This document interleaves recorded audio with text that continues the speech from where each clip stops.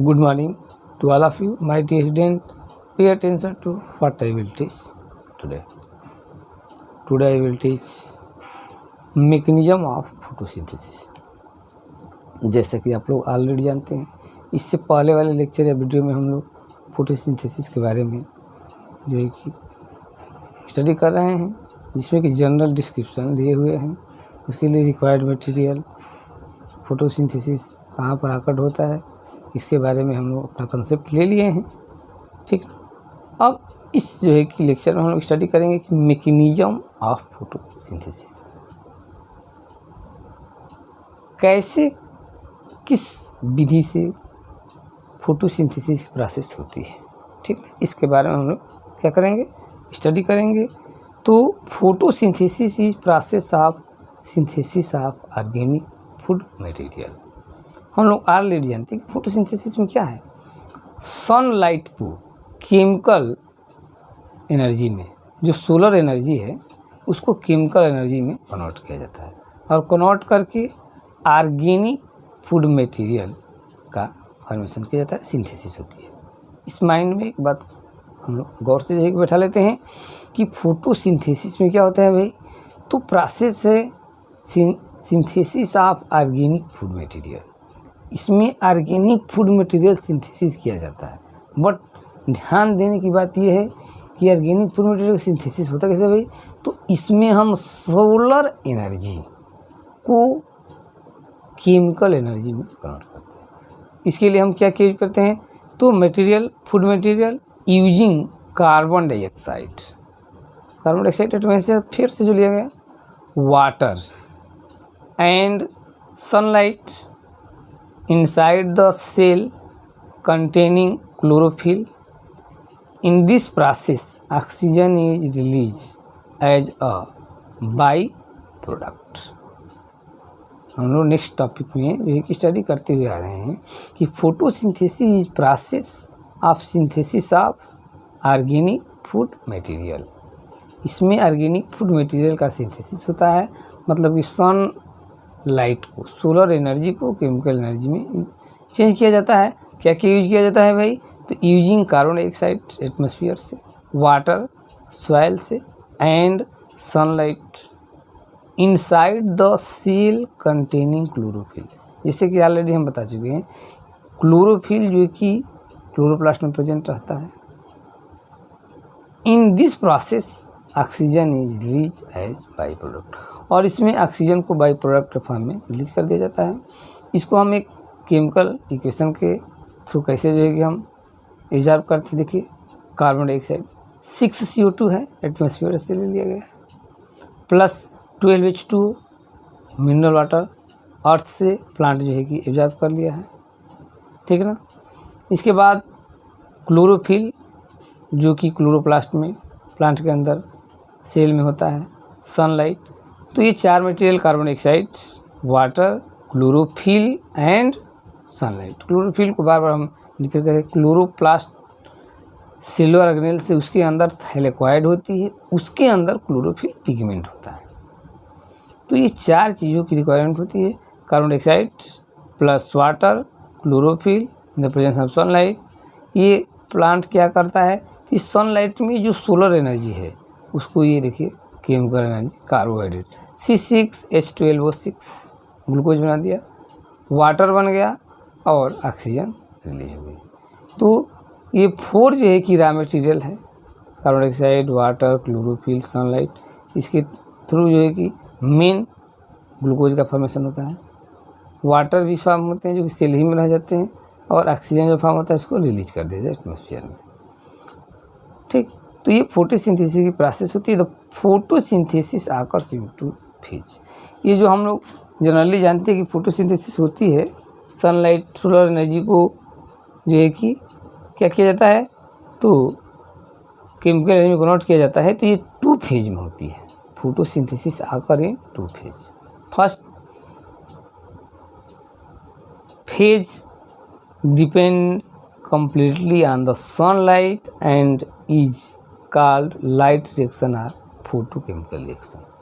तो फोटोसिंथेसिस की एक फेज ऐसा होता है जो कि सनलाइट के प्रेजेंट में होता है, टोटली वह प्रोसेस सनलाइट के प्रेजेंट में होती है। So this process is known as light reaction. तो इस फेज को हम बोलते हैं लाइट रिएक्शन और फोटोकेमिकल फेज। तो फोटोसिंथेसिस जो प्रोसेस होती है वो 2 फेज में होती है।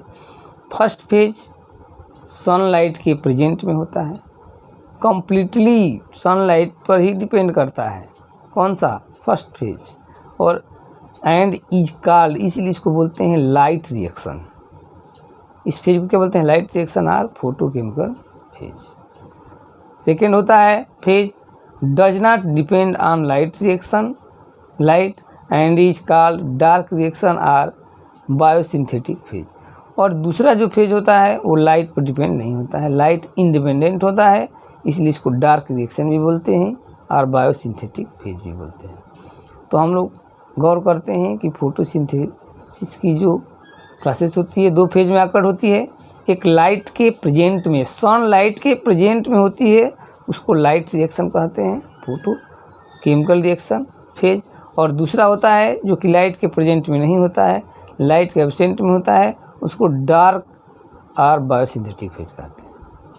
हम स्टडी करेंगे अब डिटेल्स में लाइट फेज के बारे में, लाइट रिएक्शन के बारे में। तो light reaction it occurs in the ग्राना of the chloroplast. जैसे कि हम लोग जानते हैं, ऑलरेडी आप लोग बताए हैं क्लोरोप्लास्ट के स्ट्रक्चर के बारे में। क्लोरोप्लास्ट में एक स्ट्रक्चर होता है थाइलेक्वाइड, सिक्के के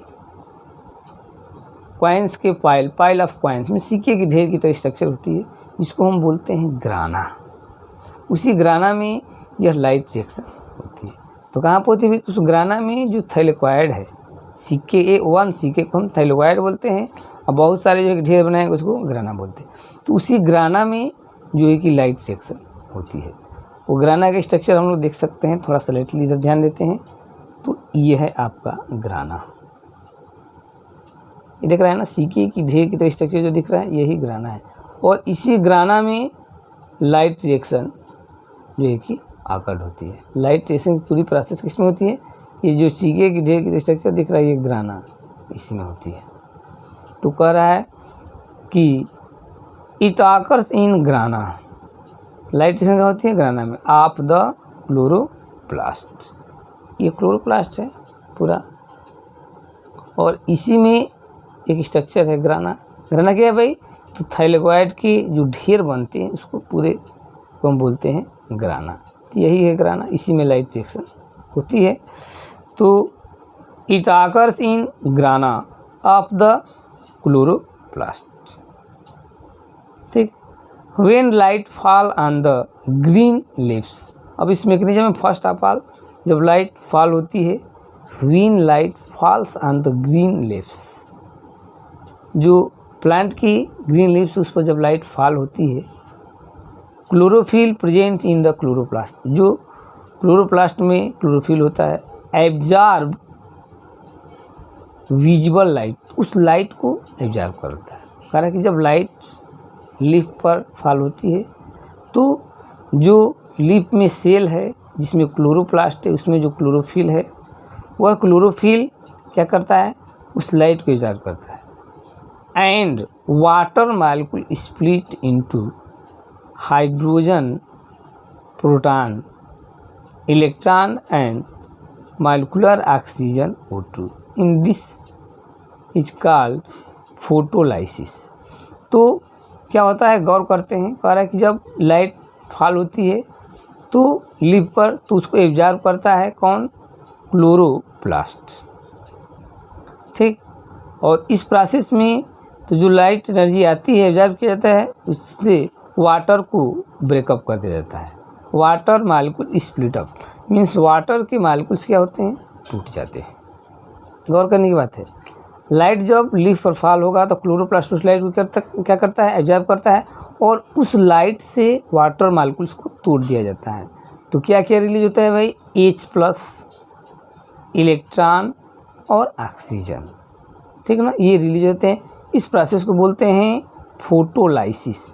देखिए वाटर है, इस वाटर मॉलिक्यूल्स को तोड़ा जाता है सनलाइट के प्रेजेंट में, तो ये क्या क्या रिलीज करता है, प्रोटॉन H+, इलेक्ट्रॉन और ऑक्सीजन। तो फर्स्ट जो है कि स्टेप में हम क्या करेंगे भाई, सनलाइट फॉल होगा लीफ पर और उसको एब्जॉर्ब किया जाएगा किसके द्वारा, क्लोरोप्लास्ट के द्वारा। और जब एब्जॉर्ब करेगा क्लोरोप्लास्ट तो उस प्रोसेस में क्या होगी, जो वाटर मॉलिक्यूल से उसको इस सनलाइट के द्वारा ब्रेक कर दिया जाता है किसमें, H+, इलेक्ट्रॉन और ऑक्सीजन में। ठीक है ना। तो कह रहा है कि इस रिएक्शन में क्या होती है, तो कह रहा है कि इट आकर इन ग्राना, जो ग्रीन प्लांट है उसमें जो क्लोरोप्लास्ट, उसमें जो ग्राना है उसमें ये लाइट रिएक्शन होती है। द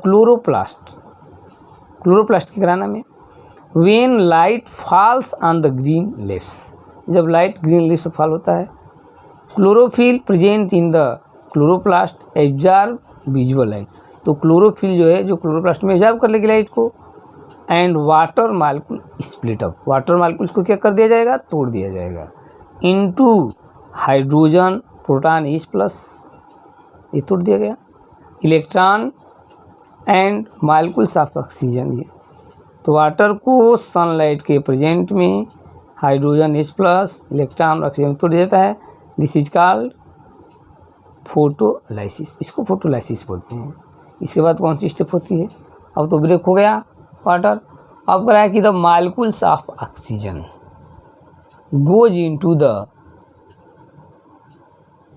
एटमॉस्फेयर, और वहाँ से ऑक्सीजन को रिलीज कर दिया जाता है। जब वाटर मॉलिक्यूल स्प्लिट अप होता है तो H+ आयन, इलेक्ट्रॉन और ऑक्सीजन फॉर्म होते हैं। तो oxygen, the molecules of oxygen goes into the atmosphere, oxygen को एटमॉस्फेयर में छोड़ दिया जाता है। The protons and electrons, proton H+ भी बनते हैं और electron are use in the production of assimilatory power in the form of NADPH। अब इस इलेक्ट्रॉन को एब्जॉर्ब करता है और H+ को दो बच जाते हैं, ऑक्सीजन तो एटमॉस्फेयर में रिलीज हो गया, क्या बच जाते हैं भाई, तो इलेक्ट्रॉन और proton.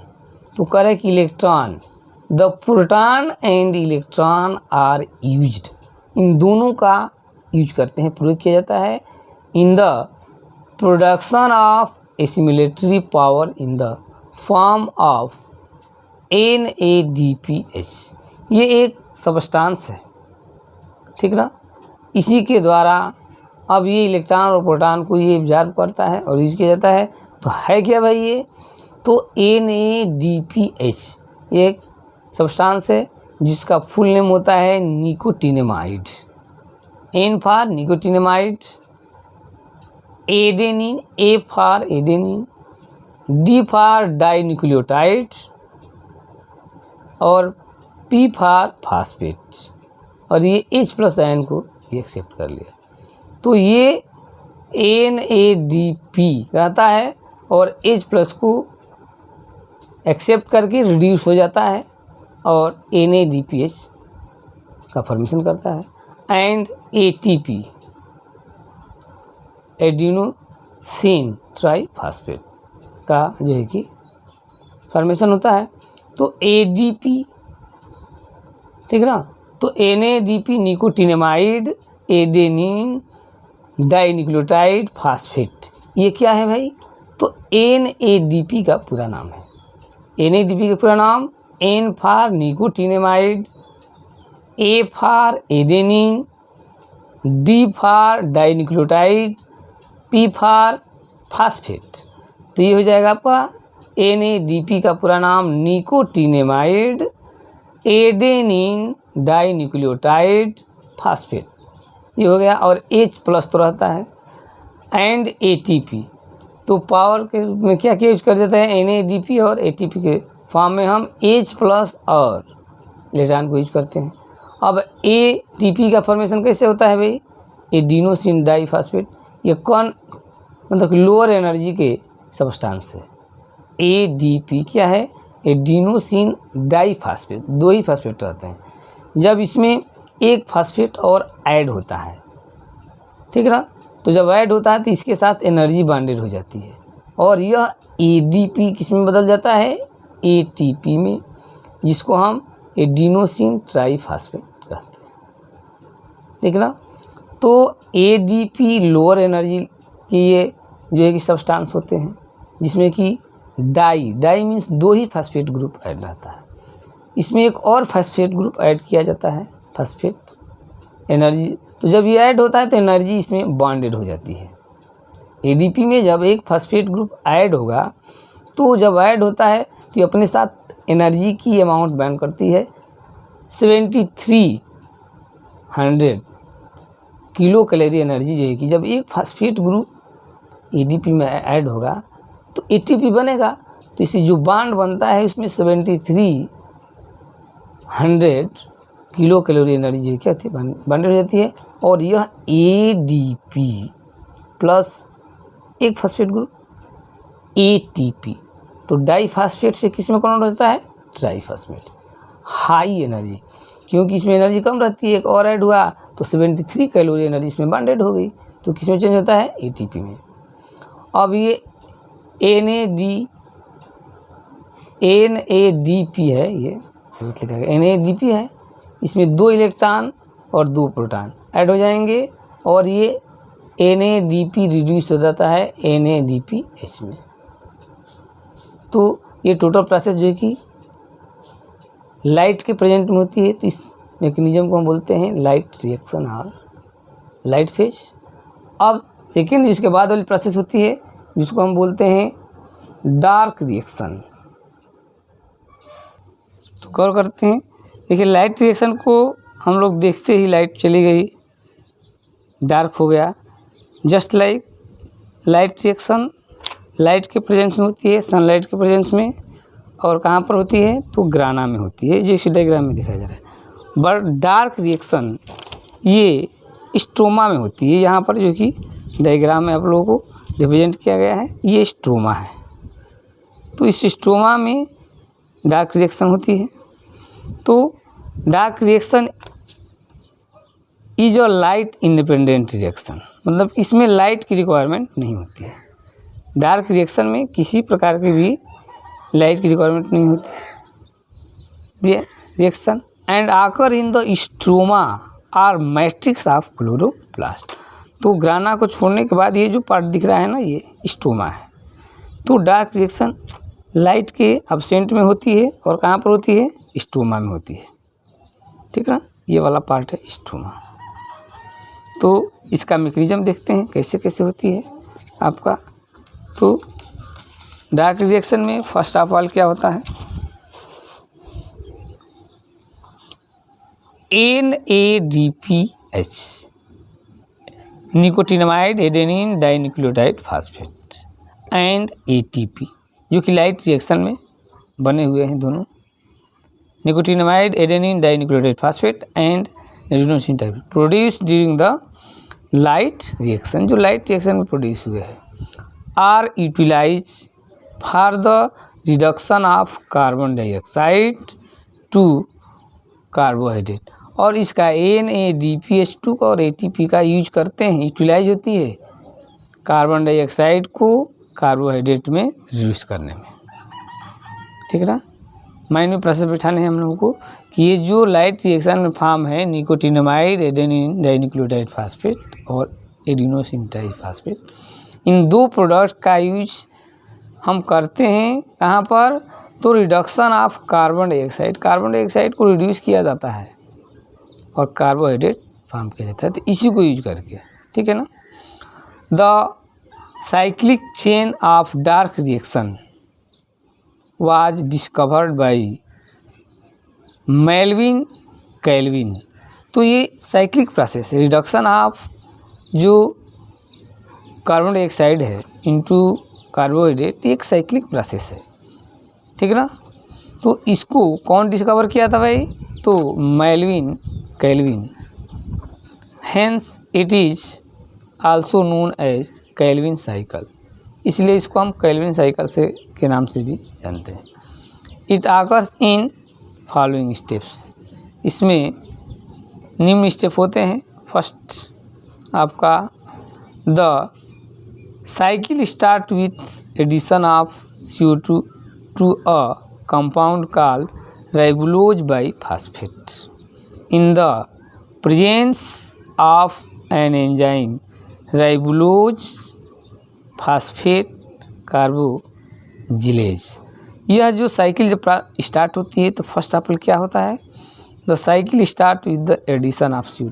First of all CO2 add होगा किसके साथ, तो राइबुलोज बाइफॉस्फेट्स। इस प्रोसेस में फर्स्ट में क्या होगा, तो CO2 ऐड होगा राइबुलोज बाइफॉस्फेट के साथ, और कैटलिस्ट इसमें यूज होगा, वो एंजाइम जो होता है वो होता है राइबुलोज फास्फेट कार्बोजिलेज। ठीक है, तो the cycle start with addition of CO2 to a compound called ribulose biphosphate in the presence of enzyme ribulose phosphate carboxylase. Means गौर करने की बात यह है कि साइकिल स्टार्ट कैसे होगी भाई, तो CO2 ठीक है ना के साथ ऐड होगा राइबुलोज बाइफॉस्फेट, और किसके प्रेजेंस में, तो राइबुलोज फास्फेट कार्बोजिलेज के प्रेजेंट। ठीक है ना, तो यहाँ पर जो है कि ये हो जाएगा, और कह रहा है कि इन दिस रिएक्शन, इस रिएक्शन में 2 molecules of PGA phosphoglyceric acid is form.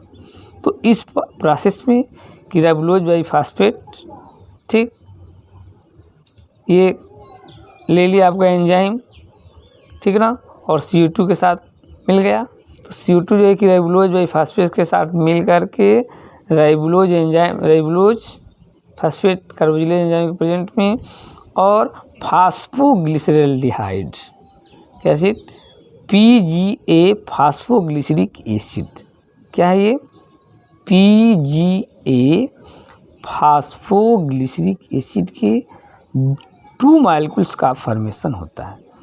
तो फर्स्ट स्टेप में क्या होगा, राइबुलोज बाइफॉस्फेट कार्बन डाइऑक्साइड के साथ कंबाइंड होगा राइबुलोज फास्फेट कार्बोजिलेज एंजाइम के प्रेजेंस में, और PGA के 2 मॉलिक्यूल्स का फॉर्मेशन होता है, जिसको बोलते हैं फास्फोग्लिसरिक एसिड।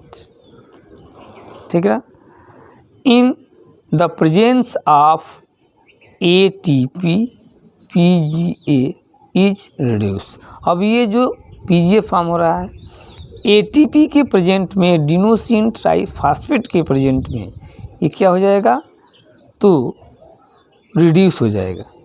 ठीक है ना, यहाँ पर जो फॉर्म हुआ है फास्फोग्लिसरिक एसिड PGA, अब ATP के प्रेजेंट में रिड्यूस हो जाएगा, और रिड्यूस होकर क्या फॉर्म करेगा, reduce by ADPH2 to form glyceraldehyde phosphate, और ग्लिसरिक एसिड किसमें बदल जाएगा, तो ग्लिसरल्डिहाइड फास्फेट में।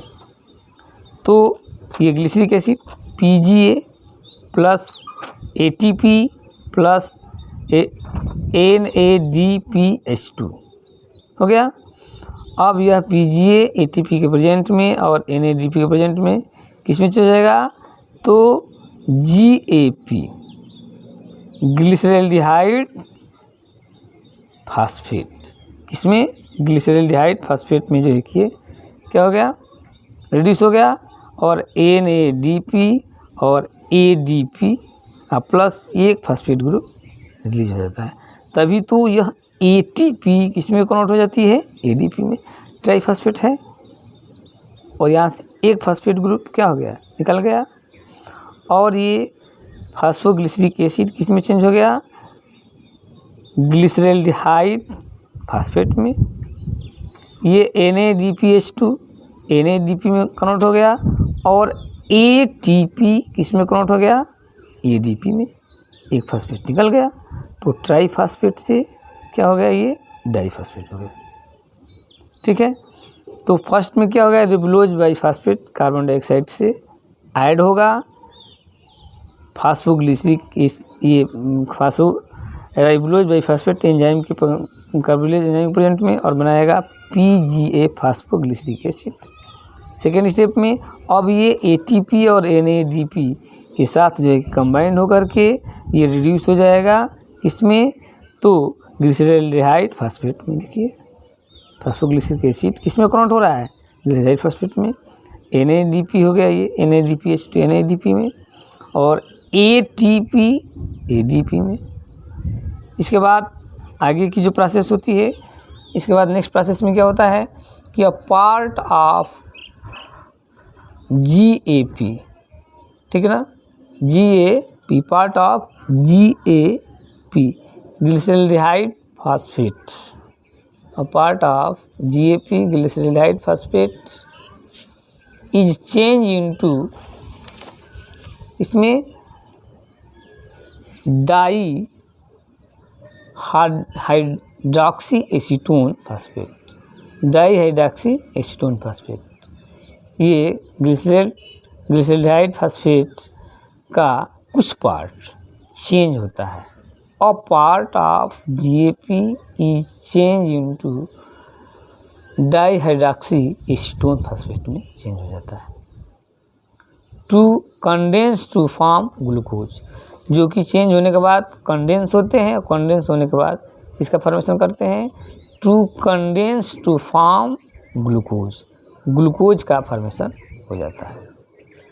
राइबोलोज bi phosphate regenerate in the cycle, और जो साइकिल के शुरू में जो राइबोलोज बाई फास्फेट यूज किया जाता है वो फिर से रीजनरेट हो जाता है टू कंबाइन विथ CO2, और CO2 के साथ कंबाइन होकर के in the next cycle of dark reaction, और डार्क रिएक्शन की नेक्स्ट साइकिल को स्टार्ट कर देता है। तो डार्क रिएक्शन हम लोग गौर से देखते हैं क्या होता है भाई। तो first of all carbon dioxide राइबोलोज bi phosphate से कंबाइंड होकर के और बनाता है फास्फोग्लिसरिक एसिड, ठीक ना, राइबोलोज कार्बोजिलेज एंजाइमिक प्रेजेंट में। अब राइबोलोज ये फास्फोग्लिसरिक एसिड फिर ब्रेकअप होगा ATP के प्रेजेंस में NADPH2 के साथ, तो बनाएगा फास्फो ये ग्लिसरॉल्डिहाइड फास्फेट। इसका जो है कि कुछ part a part of GAP glyceraldehyde phosphate change into dihydroxy acetone phosphate, कुछ part two dihydroxy acetone phosphate का फॉर्मेशन करता है, ठीक। और 2 molecules condense to form glucose, और 2 मालिक्यूल्स इसके जो बच जाते हैं ग्लिसरॉल्डिहाइड फास्फेट के, तो ग्लूकोज का फॉर्मेशन करते हैं। राइबोलोज बाई फास्फेट फिर से जो है कि रीजनरेट हो जाता है, और जो कि आगे नेक्स्ट जो है कि साइक्लिक प्रोसेस CO2 के साथ क्या करता है, स्टार्ट करता है, जो कि नेक्स्ट जो है कि डार्क रिएक्शन की साइक्लिक प्रोसेस स्टार्ट होती है। अब इसमें क्या सिग्निफिकेंस है फोटोसिंथेसिस का, क्या जो है कि ये ऑर्गेनिज्म लाइफ में, तो फर्स्ट है फोटोसिंथेसिस का सिग्निफिकेंस कि it is primary source of organic food and energy for all life process. Photosynthesis के द्वारा कह रहा है कि it is primary source of the organic food and energy for all life process, जितनी भी लाइफ प्रोसेस होती है उसके लिए ऑर्गेनिक फूड और एनर्जी का प्राइमरी सोर्स, जो मेन सोर्स है प्राइमरी, यही होता है आपका फोटोसिंथेसिस से ही ऑब्टेन होता है। Second, green plant being producer are the essential biotic component of an environment. अरे ग्रीन प्लांट प्रोड्यूसर होते हैं जो कि ऑर्गेनिक फूड मटेरियल को first of all, light energy को first of all chemical energy में कन्वर्ट करते हैं। कौन? तो ग्रीन प्लांट ही करते हैं, और इसी प्रोसेस के थ्रू, ठीक है ना, जो कि इस इन्वायरमेंट में पहला जो है कि कंपोनेंट कौन होता है, तो ग्रीन प्लांट ही होता है, जिसको हम प्रोड्यूसर बोलते हैं। तो फोटोसिंथेसिस के द्वारा ही वे लाइट एनर्जी को केमिकल एनर्जी में कन्वर्ट करते हैं। तो फोटोसिंथेसिस थर्ड में कह रहा है maintain the balance of oxygen and carbon dioxide in the air, और इस प्रोसेस के द्वारा ही एटमॉस्फेयर में कार्बन डाइऑक्साइड और एयर का बैलेंस, कार्बन डाइऑक्साइड और ऑक्सीजन का बैलेंस होता है। कार्बन डाइऑक्साइड को यूज किया जाता है और ऑक्सीजन को रिलीज किया जाता है, ताकि इस अर्थ पर जो ऑर्गेनिज्म है उसका लाइफ जो है कि सर्कुलेट हो सके। तो ये 3 यूजेज है। प्राइमरी सोर्स है फोटोसिंथेसिस, इस जो है कि अर्थ पर ऑर्गेनिक फूड और एनर्जी के लिए। प्लांट जो है कि फर्स्ट कंपोनेंट है, बायोटिक कंपोनेंट, जो है कि फोटोसिंथेसिस के द्वारा सनलाइट को केमिकल एनर्जी में, सोलर एनर्जी को केमिकल एनर्जी में कन्वर्ट करते हैं। और फोटोसिंथेसिस इस पूरे जो है कि एटमॉस्फेयर में कार्बन डाइऑक्साइड और ऑक्सीजन को बैलेंस करती है, ठीक है ना।